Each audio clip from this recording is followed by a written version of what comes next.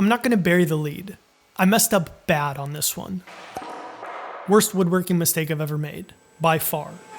I'm not exaggerating, and you'll see it. But every problem has a solution, and this time it was one of the craziest things that you can do to a very expensive pair of slabs. I think some people are going to love it, and some people are going to hate it, but I can promise you this. You will definitely have an opinion. So I'm going to cover it all in this video. The good, the bad, and the ugly. Nothing hidden. So let's get into it. Okay, I would not normally start a video off like this, but I think I have to this time for it to make sense. So long story short, at almost the end of this project, I make a giant mistake and kind of ruin the tabletop. Don't worry, I pulled it together. That's not good. And because of that, I had to come up with a solution that was very outside of the box. That said, there's so many other aspects to this build that I don't want to focus on that the entire time, but I just wanted to address it early so that you can watch the table come together, realizing that it's going to happen. I'm not ignoring it, but now you can experience it chronologically the way that I did. So I hope you enjoy. Here's a bold claim. This is the prettiest wood that I've ever used. Now I know they don't look like much right now, but this is the worst that they're ever going to look. All that said, I guess we're all going to have to wait to the end to see how these puppies turn out.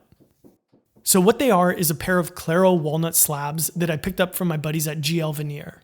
And I got slabs 10619 and 10621 because somebody had already bought 10620 before I could get to it. But that's okay, these should still be a good match. And the reason that I have two of them is because I'm making a really big circular dining table for a couple of clients named Horst and Angie who live in Massachusetts. Now, what I'm doing here is positioning the slabs to try to get the nicest looking gap possible between the two. And my first attempt at this was okay, but I kept playing around with things and eventually settled on something like this, which I think is going to look a lot better. But keep in mind that these are just rough, slightly oversized guidelines at this point. And then normally the way that I start cutting these out is by using a circular saw to remove the bulk of the material, but here I couldn't do that, and here's why. So you can see in that last shot that this slab is going to be mostly used up, but this one I'm hardly cutting into. And looking at the markings, it gave me a cool idea to make this into either a desk or a vanity where you would sit inside of this arc and it would kind of wrap around you. But if I use a circular saw to make the cut, ironically, I can't cut a circle, which means that the best option was a jigsaw, which turns out was going to take forever. And basically, I decided that I needed a much larger, more powerful jigsaw, and the biggest, most powerful jigsaw is a bandsaw. So that's option B. Now, obviously, there's no way that I'm going to be balancing a big chunk of wood on this little table, but I had a really good idea. Look at this Craig mobile workbench.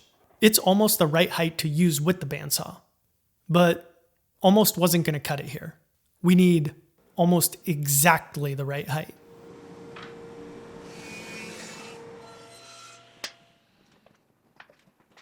And honestly, we're not launching rockets here, so this is definitely close enough. So I got the slab up on the table, grabbed a spoonful of yogurt, and as soon as I fired up the bandsaw, this immediately felt like a really terrible idea. So it was on to option C. NC. As in, I'm going to use my CNC to cut things out, and if for no other reason, I'm happy that I went this way because it just makes such a beautiful sound. Okay, so you know that saying, work smarter, not harder? Well, sometimes it's actually better to just work harder. Yeah, the jigsaw was really slow, but if I just sat there for 30 minutes and made the cut, I would have gotten it done. And all the messing around with the bandsaw and CNCs was, I guess, maybe more fun, but I'm pretty sure that I ended up wasting more time than I saved. Now, assuming that this isn't the first video of mine that you've seen, something you might have noticed is that it seems like I build a disproportionately high number of round tables. I was thinking about that while I was building this round table. And I had two epiphanies.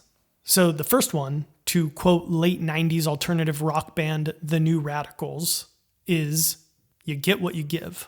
And I actually think there's a good side and a bad side to this.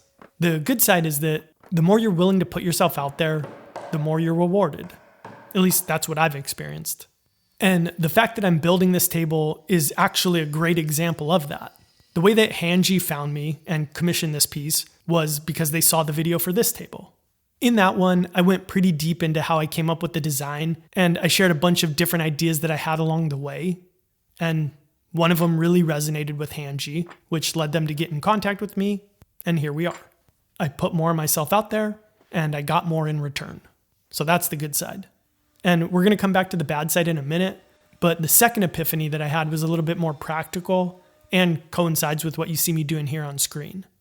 And that is, if I'm going to be building round tables from time to time moving forward, I should really try to build a form that I can use repeatedly. The way that I do it now, I can reuse the base, but every time I have to essentially break off everything to get my slab out once it's cured. And the reason I have to do that is because I always, every time, somehow forget to spray mold release. But what I'm hoping is that this time, by using copious amounts of mold release, it'll come flying out like a champagne cork at a P. Diddy party. And by the way, big ups to my wife Dolores for helping me get these pieces into the form. And here is the official Dolores putting slabs in the form pose. Love ya. All right, epoxy time. So right now the slab is about 2 and 13/32 of an inch thick, and I'm using Total Boat Thickset Fathom, which says that you can pour it up to 2 inches in a single pour. So if my calculations are correct, that would mean that I'm going to need to do a second pour. But that's fine. Honestly, I almost always do a shallower first pour just to make sure that I don't have any leaks. And then a day later, if everything's still looking good, I can confidently go ham with my second pour. I guess all that is to say, right now I'm just looking for a good base layer. And while we let that base layer cure, let's get to work on the base of the table. So I mentioned that the reason that Hanji reached out was because they saw a piece I shared in the other video that they really liked. And I'm not going to bury the lead. It was this one. That said, oversharing the design process is kind of my thing in these videos. And actually the version that I just showed there isn't what we ended up going with here. So here's how it went down. My first version of this design looked like this, which reminded me a lot of a Honda logo. Not intentional, but makes sense. I actually do genuinely love Honda, and hopefully someday I can own an NSX, but I would settle for a CRX. Anyway, back to the tables. I decided that I wanted to do bigger, swoopier arcs here, so the next design looked like this. Then I just kept pushing that idea until I ended up here. So this was the version that we had when I first started talking with Hanji. But somewhere in there we started kicking around the idea of doing a 4-legged version instead, and we were kind of torn. I think both versions have their benefits and drawbacks. One of the benefits of a 3-legged table is that they're actually sturdier than a 4-legged table, which can sound counterintuitive, but you know how sometimes you go to a restaurant and the table wobbles because one leg is too short? Well, it's literally impossible for a 3-legged table to do that. No matter what, it's always going to have 3 points of contact with the ground, and it'll always be sturdier in that sense. And in terms of looks, from this angle, I actually prefer the 3-legged version. But when you view 3-legged tables from certain angles, sometimes the base can kind of look weird. Like it isn't centered on the top, even though it is. So factoring everything in, we decided to go with 4 legs. Now, something that I think is worth mentioning here is the size of these boards of white oak, because I don't think it really comes across on video. So look at this piece. That's a pretty typical board that you would use to build furniture. Now, here's something else that we're all very familiar with, a 2x4. And here is the wood that I'm using for this piece. And this is important to mention because the extra chunky nature of these boards might make for a few times moving forward where you'll think to yourself, why would he cut that way? And I'll tell you right now, it's because these boards are so thick. So step 1 is going to be breaking our pieces down into oversized chunks. And it's going to be pretty obvious to see what I'm doing here. So let's use this time to game plan how we're going to make the leg assemblies. So first things first, you'll notice that the leg design changed from this to this, which shouldn't really change the way that the table looks once it's all together and the top is on it, but it will make for a sturdier table in the end. And each leg assembly is going to be made out of 3 pieces, which I can get from my material like you see here. Now, unfortunately, we're not going to be making a set of plans for this piece because if I'm being honest, I just don't have the time right now. And because we already have a project course for a piece that isn't the same, but if you do like this one, I think that you're also going to really like the Surly table. So I'm going to put a link to that one along with our other projects in the description. And not to toot my own horn, but I think we make the best woodworking plans out there. From design to instruction and support as you build, we put a lot into them. So if you're ever looking to build something, just do me a favor and give them a look. No pressure. All right, so our chunks are all chunked, and now we're going to bring all the pieces down to their final thickness. And then we can start cutting the joint faces.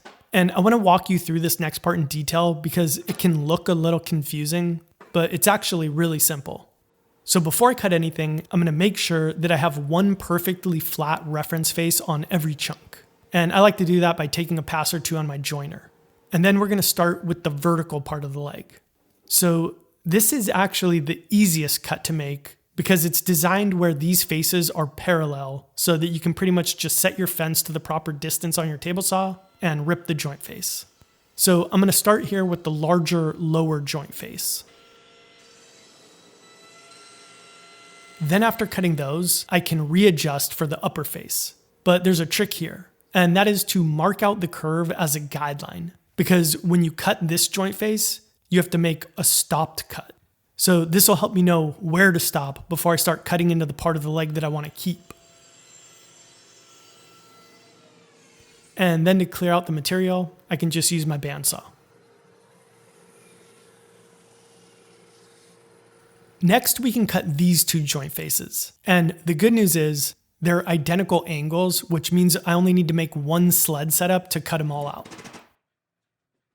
The bad news is these pieces are so thick that now that they're on top of a sled, my saw blade can't reach high enough to cut all the way through. So what we'll do is just make a cut as high as possible on all 8 pieces, and then there's a pretty easy solution. I can just take the pieces over to the bandsaw and cut the rest of the material, making sure that I stay closer to the waist side of the wood, which will just leave me with this little ledge that I can cut flush on the router table.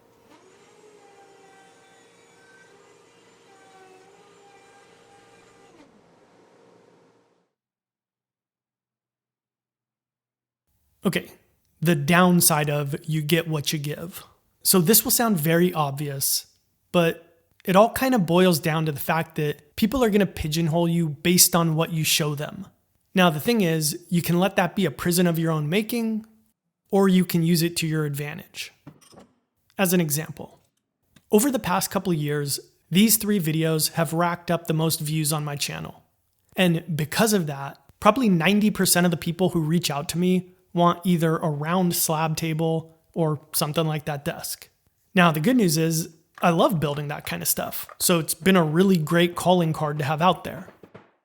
A few years ago, on the other hand, this video, where I built a giant Nintendo Switch, was the one that was getting the most views. And as you can probably imagine, this led to a lot of people wanting me to build them a giant Nintendo Switch, which was something that was fun to do once, but not something that I'd want to try to make a career out of. Just not what I'm particularly passionate about. So the takeaway for me was, while I can't necessarily control what is going to catch on with people, I can control what I share and put out there. And it would have been very tempting to let the success of the Switch video take me down a path where I'd be aiming for weird, sensational, viral videos every time. But for me, it just felt a lot more sustainable to make videos about things that I have a more long-term passion for. So I guess ultimately, just do the thing that you want to be known for. Because in the end, that is what you'll be known for.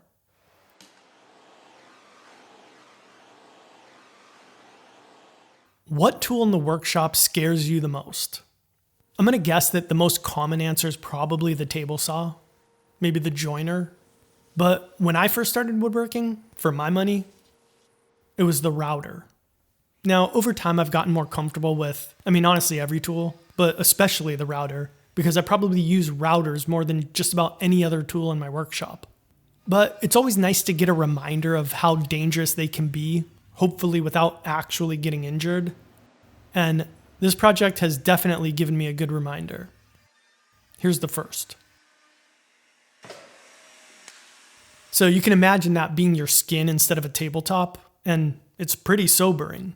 Definitely reminded me to grip harder and think more as I'm finishing my cuts. And I wish I could tell you that that was the only reminder I needed during this project, but it wasn't. And this next one's worse.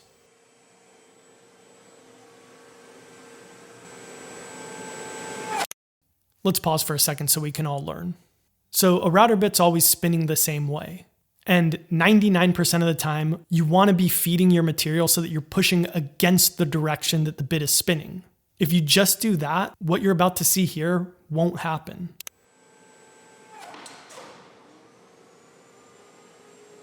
Now, hopefully a bruised thigh and this note to myself will keep me from making this mistake again. And the reason that this happened in the first place is gonna sound really dumb, but that's pretty much the case with every mistake. But what happened was, I was trying to get a shot for the video, and I was standing on the opposite side of the table than I'm used to, and I guess that was enough to get me turned around. Let's take a break from the router and get back to the slab, which should be hard by now. So this is kind of the moment of truth. Did the mold release do anything? Well, to give it the best shot, I walked around tapping to hopefully jostle things loose, and then it was flipping time. So we got it flipped on edge, and then realized just how big and heavy this top was, and thought, you know, if it does come flying out, probably better to have it on the ground so that it's easier to keep a grip on. So we lowered her down, and nothing. Didn't even budge. So here's my takeaway on mold release. If you're already using tape on your form, which was the red stuff that you saw in my melamine base, you really don't need mold release. I mean, it doesn't hurt, but I don't think it really helps either. And it's really if you're not using tape. If you're just putting the slab right onto the melamine, that's when you definitely want to use mold release. So unfortunately for me, that means that my dream situation of building a form once and then getting to reuse it for a bunch of projects is just that. A dream. In my last video, I announced the return of this guy, the brass chunky mechanical pencil, and that I started a new separate company called Quirk, where I'll be designing and making more products that share the same philosophy, which is basically things that you don't really need, but you might want. Like this pencil doesn't do anything better than this pencil, and it costs a whole hell of a lot more, but it's cool, and it brings me a little bit of joy every time I use it. Well, I always hate announcing things too early, but I think I'm deep enough into the process on the next tool that I can say something. So the next product is gonna be a hammer. Now I'm still really early in the prototyping, tweaking design phase, and something that I learned from the pencil is that prototyping physical products is expensive. So this time I'm gonna do as much as I can digitally, and I'm using Fiverr to help make that possible. So if you've never heard of Fiverr, you can think of them like a marketplace for freelance talent, where you can find professionals that'll help you with pretty much any digital service you can imagine. Editing, interior design, marketing, all kinds of stuff. But what I'm looking for is product visualization. Basically making renderings of a product to help get a better idea of what it'll look like before you've actually produced anything. So I'm pretty good when it comes to designing and drawing things, and here's where I'm at with the hammer. But when it comes to rendering, I don't know what I'm doing. And if I'm being honest, I don't really have time to add another hobby to my plate. So I searched Fiverr for product rendering, and I ended up going with these 3 freelancers. Now, full disclosure, this is a sponsorship, so if I were doing this on my own, I'd probably just go with one freelancer. But I figured, why not see more options and let you guys see what kind of consistency you can expect. So one of the cool things is you can feel pretty comfortable with just one person because they have pretty thorough user reviews and ratings. You can see their portfolios. And if that's not enough, now you can even book a one-on-one consultation with a freelancer to make sure that you're comfortable before you proceed. So without any further ado, here are the results I got. And I have my favorites, but honestly, I would have been completely satisfied with any single one of the 3 that I went with. They all had great communication, quick turnaround, and most importantly, good results. And my opinion is that this step is very much worth the investment. I mean, obviously final decisions can't be made until you hold an object in your hand to really critique things, but the difference between this and this is pretty significant. And if it eliminates just one round of prototyping, it would pay for itself many times over. So whatever it is you might be looking for, head to fiverr.co/Foureyes24 to check out the services available to you and get 10% off with code Foureyes24. And thank you again, Fiverr, for sponsoring this video. All right, now to make sure that this stays easy to follow along, what you're seeing me do here is finalize the shape of my legs. And I started by cutting a flat edge along the top of my assemblies. Then I routed a chamfer that runs along the entire inside, and then made a sled so that I could cut these joint faces on the ends. And now here, I'm putting this gigantic roundover bit into the router table so that I can cut an edge detail onto the outside of the leg assemblies that's called a thumbnail, which is where you make a big roundover, but rather than having it be a continuous smooth arc, it has these sharp transitions, kind of like your thumbnails.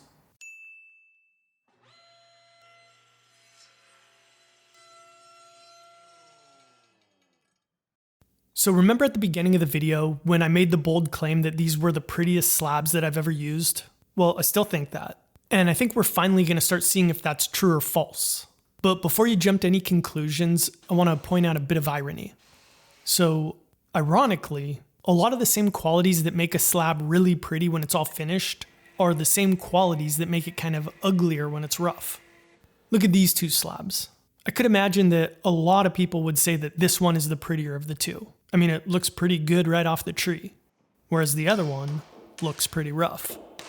The thing is, the rough one with all of its flaws and issues, those are what will make it really pop in the end. Or maybe I just have a savior complex. Now, obviously this is all just my opinion, but factually what I can guarantee is that the rough slabs are way more work. Even though the initial pour that we did filled in like 99.9% of the voids, every time you expose a new layer, you reveal new ones. I think a good analogy would be like an anthill. You've seen those images of what they look like underground. Well, that's an extreme example, but that's kind of what I imagine slabs might look like on the inside. And you're kind of chasing your tail by simultaneously filling up voids and then revealing new voids. So lots of touch-up work with epoxy, hot melt, and eventually some CA glue for the tiniest of the holes. And I guess all of this is my way of saying, if you thought these slabs were ugly in the beginning, or maybe you still think that, just don't give up on them yet. They're late bloomers. At this point, the top's looking pretty good. Obviously still a lot of sanding and touch-up work to do, but this next part was the hardest part of this build, and it also might be the most confusing. So I'm going to go over this in detail, but my goal is going to be to make it as easy to understand as I possibly can for everyone, even if you're not into the technical side of woodworking or maybe you're a beginner. So you just want me to watch this and see if I understand it? Just push pause and then you can ask. So the most common way that somebody would join a table base like this together would be with something like this.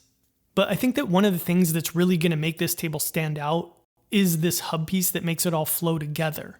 So the first thing I need to do is cut out 4 square chunks of wood, 1 for the top hub, and then 3 that'll get sandwiched together to make the lower hub. Now here's where it starts to get tricky. So the block for the lower hub is going to be 10 inches by 10 inches and 6 inches thick. And I could make this shape basically the same way that I shaped the legs by making templates and then routing everything. But the problem is I can't glue it into one big block and then shape it because there's no way that my table saw blades or my router bits will be big enough to reach through the thickness. So what I need to do instead is shape all of the pieces of the hub individually and then glue them up after they're shaped. And since you've already watched me shape things by hand, I figured I'd just do it on the CNC for the sake of variety. Now the other thing is, remember I said that the hub will be 10 by 10? Well, when I cut it on the CNC, I had to leave everything long because I know if I try to route the joint faces, this is what they're going to look like. And that's because the grain is running perpendicular to the cut and it'll tear out really bad. So next I need to find a way to super accurately cut the pieces down to size on my table saw. And here's the sled that I came up with. This will hit the workpiece at these 4 points so that each cut is identical as I rotate it to cut all 4 joint faces. And actually I have to make 16 of them because right now I still have the 4 individual hubs.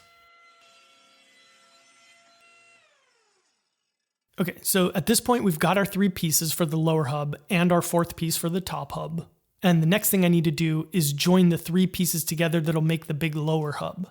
And as you can probably imagine, it's very crucial that everything lines up perfectly.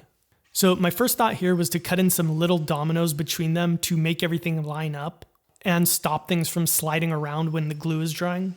So I did that, and then good thing was I did a dry assembly because this just wasn't working. It just wasn't close enough, and the dominoes kind of prevented me from being able to adjust things on the fly. So rather than using them, I just threw caution to the wind and glued them up without anything. And it's probably kind of hard to tell in this shot, but I'm in panic mode here because glue is drying and they're not coming together perfectly.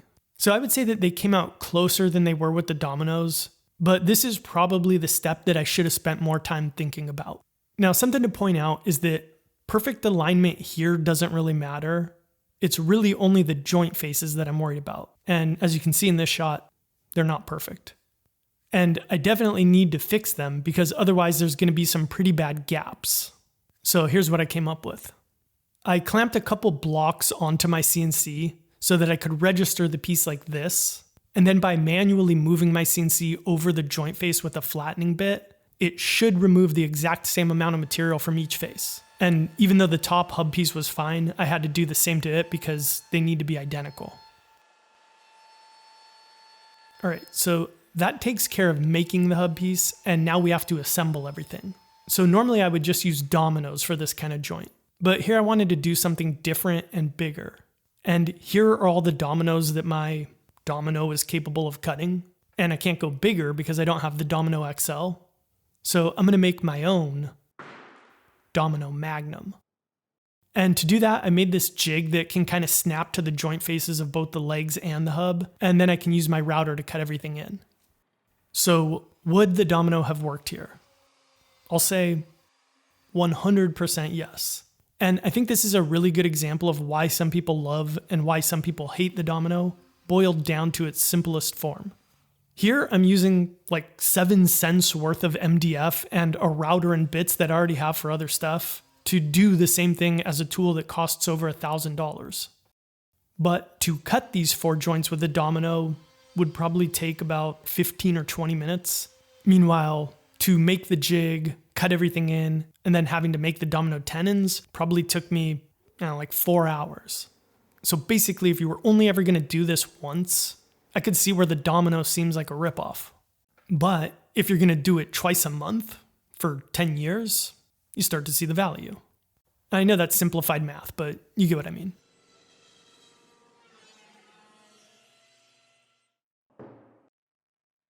Okay, the final thing to do before we assemble is cut the matching bevel on all the hub pieces. And the only trick here is that I'm gonna stop cutting just shy of the ends, and then I'll refine all the transitions after the glue is dried. So that takes us through the hardest, most technical part of this build. And my question for you is, was it easy to understand? And to answer on your behalf, Dolores. Yes. I mean, I can't recite it back, but wouldn't it, so that. And if you leave a comment on this video about that or anything else, let me know you watched a good chunk of it by using the term "Thanks, Dolores" in your comment. And if you're enjoying this video, in all sincerity, if you'd be willing to give it a like and subscribe to the channel, I would be honored. And I thank you in advance. Did you ask anybody? Yeah, so I talked to Sean and Cam, and we basically settled on there's 2 ways you could do it, which was kind of the way that I did or power carving it. So basically just put together a big wooden block, attach everything, and then just kind of power carve everything and shape it, which in theory you could do. I don't think I could do that. I'm just not good at power carving. And in a weird way, power carving a bear is easier than power carving a perfectly 90-degree smooth large arc, because a smooth large 90-degree arc is only perfect one way, whereas a bear can be perfect an infinite amount of ways. You know what I mean? It's funny how you associate, I mean, I associate that too when you said hand carved. I was like, oh, like a bear. And then the other idea we had was there's this thing called a hole saw. The problem is those arcs, in order to cut that, you'd have to have a hole saw with a probably 8-inch radius or diameter. And those are made for not cutting through a 6-inch thick block of white oak, where it would come out so terribly. So that was the best I could come up with. Okay, so other than some sanding and some finishing, we're pretty much done here. We're definitely on the home stretch. But here comes the part of the build where I mess up really bad. So you might have noticed these holes in the top stretchers of the leg assemblies, and these are what we're going to use to attach the base and the top together eventually. But there's something that I'm kind of worried about. Obviously, I want this table to last for generations, and once we put it together, the bigger chunk of wood in the top is going to be supported by 3 of the legs, which is great. But the smaller chunk is only going to be supported like this, by 1 of the legs. And I would feel more comfortable knowing that it's being mechanically supported a bit more. So I'm going to cut in 2 grooves for a C channel, which will bridge the gap. Oh, turn it off. That's not good.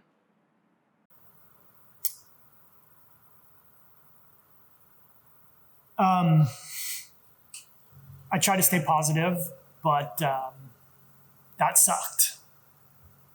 I guess chalk up another lesson learned, and that would be, if I ever do this again, use a down cut bit, not an up cut bit. I thought I tightened the bit pretty tight in the chuck, but apparently not tight enough. And I think when you're removing a pretty large amount of material and it's a pretty big bit, 1/2 inch, the up cut bit is kind of pulling itself down, and it slowly pulled itself further and further out and cut all the way through. This was supposed to be for a client, and I would totally understand if they don't want this table anymore. But I guess that is to say I can't do anything right now. So I'm going to go email Horst and Angie, give them a couple options, including just a full refund. See what they want. I'll keep building the rest of the table. I'm not happy, but I'll make something work. Okay, so I spoke with Angie, and they decided to take the refund, which is 100% understandable. And now that means we can do whatever we want in terms of fixing this thing. So the first thing that I did was actually cut in the second C channel, but I made sure that I used a down cut bit this time. And then after that, I flipped the whole table over and widened the problem area on the top side. Better starting point to brainstorm. And speaking of brainstorming, here are some of the ideas that I had. So this is what we're dealing with. And the most obvious solution would be to try to camouflage it with matching wood, or possibly even highlight it with some white oak from the base. Another idea was to take walnut, white oak, or really any kind of wood and do a sort of patch job, which I think can look really cool, but it looks better if it's more random, and this was just too much of a big concentrated area. Another idea was to do something like this, where it would create the illusion that either the whole base or just the legs of the base were sticking up through the tabletop. And then another idea was to just lop off the entire problem area and make a white oak kind of permanent leaf. I didn't really like any of these ideas. And actually there was one more idea that I did kind of like, but it was just too crazy. And that was to inlay a Pac-Man chasing ghosts, which sounds pretty random, but it's a callback to a joke from an older video. Don't worry, I'm not going to do it. But anyway, as I looked at things and thought about it, I decided that I really didn't mind the way that the line looked, but I didn't like how unbalanced it was. I mean, I like asymmetry, but this was just too much. So I started playing around with the idea of adding some lines to create a little bit more visual balance, and I like this one. So I made the executive decision to cut it in with the down cut bit. Now, what to fill it in with? So I got this buddy named Ben, who we call Woby, because that's his YouTube channel name. And he builds stuff out of recycled skateboards. And a few years ago, he gave me this big blank of old skateboards, and this felt like the time to bust it out.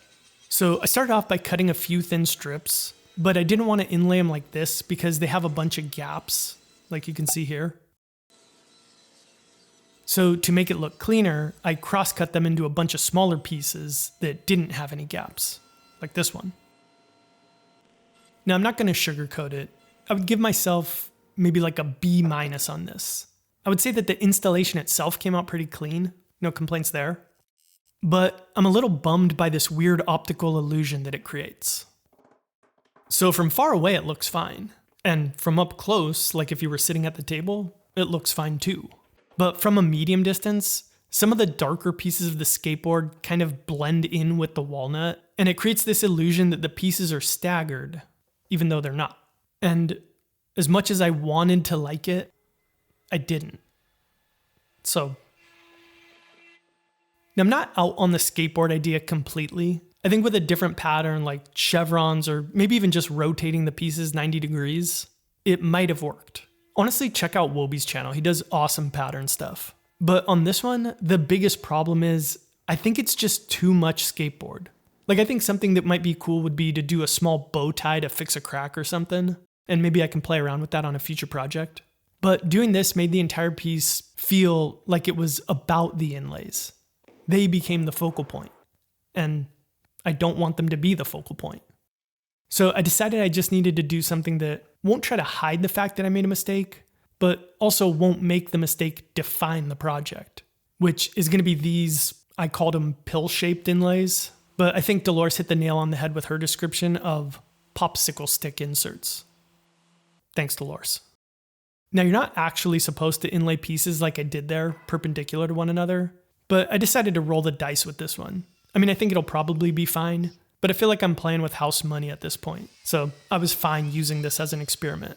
And if it holds up, maybe someday I'll try to sell this piece. I don't know, we can check in on it from time to time in future videos. But to wrap this one up, let me recount the 8 things that I learned from this project. 1. Jinxing yourself. This is the prettiest wood that I've ever used. Is real. 2. Mold release doesn't work for me. 3. Wood that's 3 inches thick is more than twice as hard to work than wood that's 1.5 inches thick. 4. Remember to push the right way at the router table. 5. Downcut bit. 6. The people at Festool should make a domino magnum. 7. Skateboards are an embellishment, not a focal point. For me at least. And last but definitely not least, people are going to pigeonhole you based on what you show them. And what I showed in this project could very well lower my reputation with them as a designer, craftsman, and decision maker. And while I'm pretty confident that I could have left all that stuff out of the video, edited the beauty shots, and tricked people into thinking I'm better than I am, that's not how it went down. And what's more important to me than people thinking I'm good is people trusting that I'll always be honest. What I talk about in these videos are the things that I'm thinking about while I'm building. But if I take a step back from this project and take an honest look at it, I'm really happy with how it turned out. I think the base and the shape of the table are beautiful. And I can't sit here and lie and say that I'm happy that I messed up the top at the 11th hour, but I can say that I'm happy that I'm not going to let that define the entire project. It's a scar. We all have scars. But no matter how self-conscious we are about them, or how much we might imagine that other people are focused on them, the reality is, they're not. They don't define us. And to think that they do is ridiculous. Thanks for watching, and thank you again to Fiverr for sponsoring this video. And don't forget to go to fiverr.co/Foureyes24 to see the services available to you and get 10% off with code Foureyes24. See you in the next one.